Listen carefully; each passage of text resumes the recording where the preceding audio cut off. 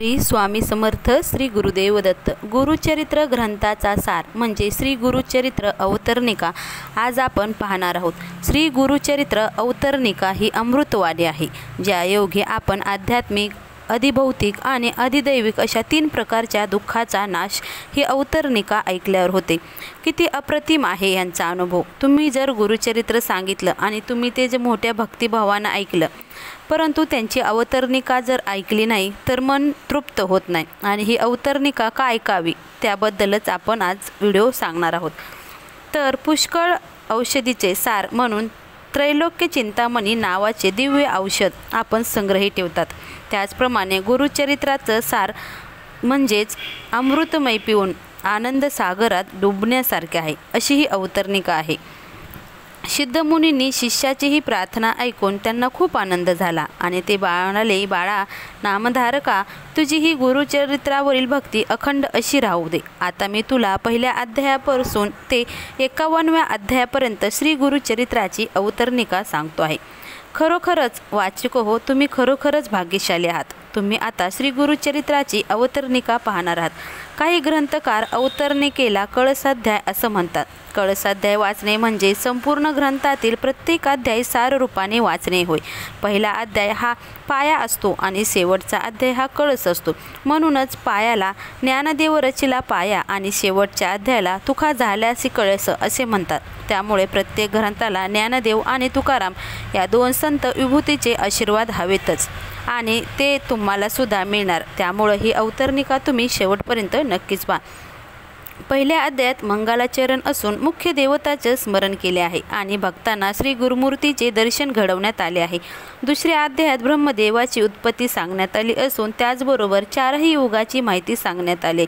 दीपकाला गुरुसेवा घडल्याची माहिती पण त्यात समाविष्ट आहे। तिसऱ्या अध्यायात नामधारकाला अंबरीश ऋषी आणि दुर्वास ऋषी यांचा महिमा वर्णन करण्यात आला आहे।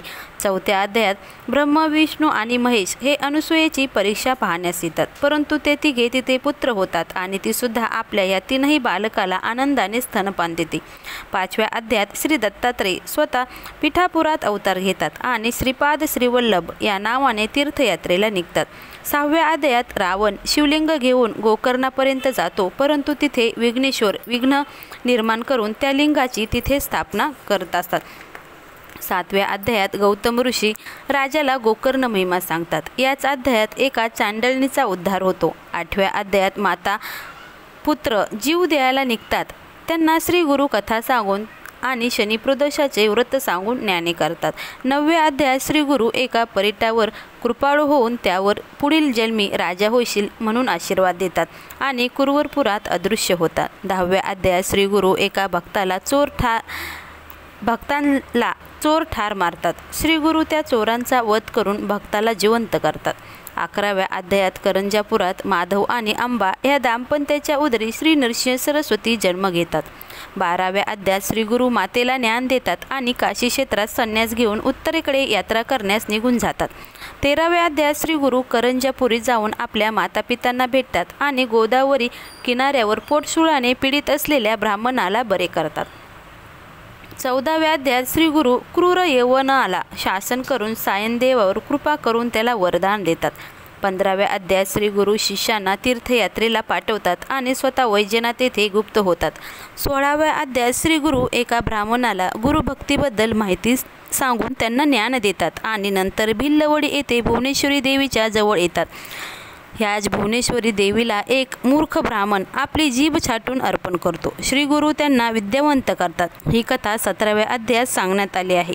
18व्या अध्यायात एक दरिद्री ब्राह्मणाच्या अंगणातील घेवड्याचे झाड श्री गुरु छाटून फेकून देतात, परंतु तेथे श्री गुरुच्या कृपेमुळे त्या ब्राह्मणाला सोन्याच्या मोहराने भरलेला अंडा सापडतो आणि त्या ब्राह्मणाचे दारिद्र्य नष्ट होते। 19व्या अध्यायात श्री गुरु 64 योगिनींना औदुंबराचे वर्णन करून वरदान देतात आणि स्वतः गाणगापुरास निघून जातात। 20व्या अध्यायात एका स्त्रीच्या शरीरातील पिशाच श्री गुरु काढतात आणि तिला 2 पुत्र देतात, परंतु दुर्दैवाने एक त्यातून मरतो। 21व्या अध्यायात तीच कथा पुढे सांगण्यात आली आहे। त्या मृत पुत्राला औदुंबराशी आणून श्री गुरु त्याला प्राणदान देतात। 22व्या अध्यायात श्री गुरु एका दरिद्री माणसाच्या घरात भिक्षा मागायला जातात आणि त्याच वांजमशीला दूधवती करतात। 23व्या अध्यायात श्री गुरूंना राजा गाणगापुराला घेऊन जातो। तेथे एका राक्षसाचा उद्धार होतो आणि त्रिविक्रम भारती श्री गुरूंची निंदा करतो। 24व्या अध्यायात श्री गुरु त्रिविक्रम भारतीला विश्वरूप दर्शन देतात। 2 ब्राह्मण येऊनापुढे वेद म्हणतात आणि त्रिविक्रम भारतीला विनाकारण छळतात। त्रिविक्रम त्या दोन्ही ब्राह्मणांना श्री गुरुपाशी आणतो। ही माहिती 25व्या अध्यायात समाविष्ट आहे। 26व्या अध्यायात श्री गुरु वेदांची माहिती सांगतात आणि त्या दोन्ही ब्राह्मणांना वादविवाद करू नका म्हणून उपदेश करतात, परंतु तो उन्मत्त ब्राह्मण श्री गुरुचं ऐकत नाही। 27व्या अध्यायात श्री गुरु त्या दोन्ही ब्राह्मणांना शाप देऊन ब्रह्मराक्षस करतात। 28व्या अध्यायात एका पाप्याला धर्माच्या गोष्टी सांगून त्यांना घरी पाठवून देतात। 29व्या अध्यायात श्री गुरु त्रिविक्रमाला भस्म महिना सांगतात आणि वामदेव एका राक्षसाचा उद्धार करतात। 30व्या अध्यायात एक स्त्री पती निधन झाल्यामुळे खूप आक्रोश करते। श्री गुरु तिचे सांत्वन करतात। 31व्या अध्यायात त्याच कथेतून श्री गुरु त्या स्त्रीचे पतिव्रतेचे धर्म सांगतात आणि सती जाण्याची शास्त्रोक्त रीती सांगतात। 32व्या अध्यायात त्या सहगम करणाऱ्या स्त्रीला श्री गुरु आशीर्वाद देऊन तिच्या पतीला जिवंत ठेवतात।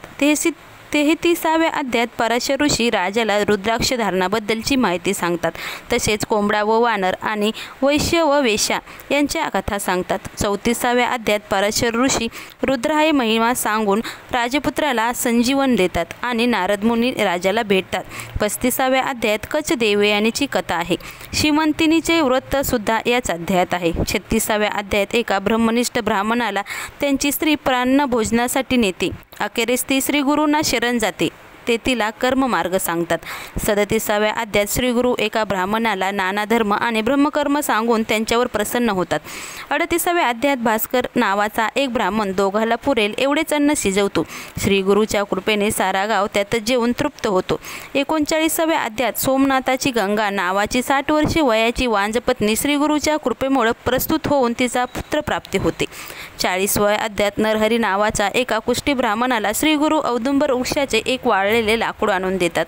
नरहरीच्या भक्तीमुळे त्या लाकडाला पालवी फुटते आणि तो कुष्ठरोगापासून मुक्त होतो। 41व्या अध्यायात श्री गुरु सायनदेवाकडून सेवा करून घेतात।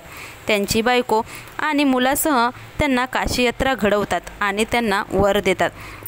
42व्या अध्यायात श्रीकृष्ण धर्मराजाला अनंतवृत्ताचा महिमा सांगतात। तीच कथा सायनदेवाला सांगून श्री गुरु त्यांच्याकडून अनंतवृत्त करून घेतात। 43व्या अध्यायात श्री गुरु कोष्टी भक्ताला एका क्षणात श्रीशैल्य पर्वत दाखवून शिवरात्रीची कथा पूर्ण सांगतात आणि विपर्शन राजाची कथा सुद्धा सांगतात। 44व्या अध्यायात एक कुष्ठी ब्राह्मण तुळजापूरून येतो। श्री गुरु त्या संगमावर स्नान करण्यास लावून त्याचे कुष्ठ घालवतात आणि त्याला ज्ञानही देतात। 45व्या अध्यायात कल्लेश्वर हिप्परगे या गावाला श्री गुरु जातात आणि तेथे नरहरी नावाच्या कवीला भेटतात आणि त्याला आपला शिष्य करून घेतात। 46व्या अध्यायात श्री गुरूंना त्यांचे 7 शिष्य दिवाळीच्या दिवशी आपल्या घरी येण्याविषयी आमंत्रण देतात। श्री गुरु 7 रुपये घेऊन त्या प्रत्येकाच्या घरी जातात आणि मठामध्ये सुद्धा दिवाळी साजरी करण्यासाठी इतर शिष्यासोबत येतात। 47व्या अध्यायात श्री गुरुने एका शूद्राला आपली जोंधळ्याची शेती कापून टाकाव्यास सांगितले। गुरु आज्ञेप्रमाणे त्यांनी केले। गेल्या वर्षीपेक्षा या वर्षी त्या शूद्राला श्री गुरूंनी 100 पटीनं जास्त धान्य देऊन आनंद दिला। 48व्या अध्यायात कुष्ठरोगाने त्रस्त झालेली बहीण रत्नाई हिला अमरजा संगम महात्म्य सांगितले आणि संगमावर स्नान करून सांगून तिचे कुष्ठ घालविले। 49व्या अध्यायात गुरुगीता या नावाने प्रसिद्ध असलेले शंकर पार्वतीचा संवाद वर्णन करण्यात आला आहे। 50व्या अध्यायात एक यवन राजाच्या मांडीवर दुर्धर फोड नष्ट करून त्यांचा भक्तिस्तव श्री गुरु त्यांच्या नगरीत गेले। पुढे श्रीशैल्य पर्वतावर भेटू असे म्हणून श्री गुरु पुढे निघून गेले। 51व्या अध्यायात श्री गुरुंनी पृथ्वीवर पाप प्रवृत्ती वाढल्याचे पाहून व निरनिराळ्या जातीतील लोक आपल्याला उपद्रव देतील म्हणून आपण गुप्त रूपाने राहावे असा निर्धार केला आणि मल्लिकार्जुन यात्रेसाठी आम्ही आजच पर्वतावर जात आहोत असे आपल्या शिष्यगणाला सांगितले। हे ऐकून श्री गुरुचे भक्तजन शिष्यगण खिन्न झाले आणि गुरुचरणी लोळण घेऊन शोक करू आक्रदन करू लागले। हे पाहून श्री गुरु शिष्याला म्हणाले की तुम्ही सारेजण माझ्या मठात राहून माझी भक्ती करा असे म्हणून श्री गुरु करदेव वनात निघून गेले। अशी ही अवतरणिका आहे। कलियुगात खूपच अधर्म वाढल्यामुळे श्री गुरु गुप्त झाले, पण भक्तांनी त्यांची पूजा केल्यास ते प्रकट होतात आणि आशीर्वाद देतात। अशा प्रकारे हे गुरुचरित्र अवतरणिका तुम्ही नक्कीच वाचण्याचा प्रयत्न करा। अंतःकरण पवित्र ठेवून सदा सर्व काळ श्री गुरुचरित्र वाचल्यास इहलोकात आणि परलोकातही तुम्हाला सौख्य प्राप्ती झाल्याशिवाय राहणार नाही. त्यामुळं तुम्हाला जर गुरुचरित्र वाचायला जमत नसेल तर अवतरणिका वाचण्याचा प्रयत्न नक्कीच करा. कारण प्रत्येक अध्यायात एक ओवी अशी समजून रत्नमाळेप्रमाणे गळ्यात घातल्यास तुम्ही सर्वार्थाने सुखी व्हाल असे सिद्धमुनीचे हे वचन म्हणजे रत्नाची खाण आहे. आणि नामधारी शिष्याने 51 रांजण भरले आहेत त्याप्रमाणे तुम्ही सुद्धा भरा. श्री गुरुचरित्रामुळे भक्त आणि अभक्त या सर्वांनाच अमृताचा लाभ झाला आहे. खलजनही श्री गुरूंना शरण गेले आहेत आणि पाषाणालाही पाजर फुटेल असे श्री गुरु नारायण आहेत. श्री नारायण म्हणतात की श्री गुरुचे चरण धरूया, सिद्ध मुनीला वंदन करूया आणि नामधारकाला नमन करूया अशी ही श्री गुरुचरित्र अवतरणिका संपूर्ण. त्यामुळे श्री गुरुचरित्र अवतरणिका रोज पाठ करण्याचा किंवा म्हणण्याचा प्रयत्न करा. तुम्ही जर पारायण करत नसाल तर अवतरणिका नक्कीच वाचा. श्री स्वामी समर्थ. श्री गुरुदेव दत्त.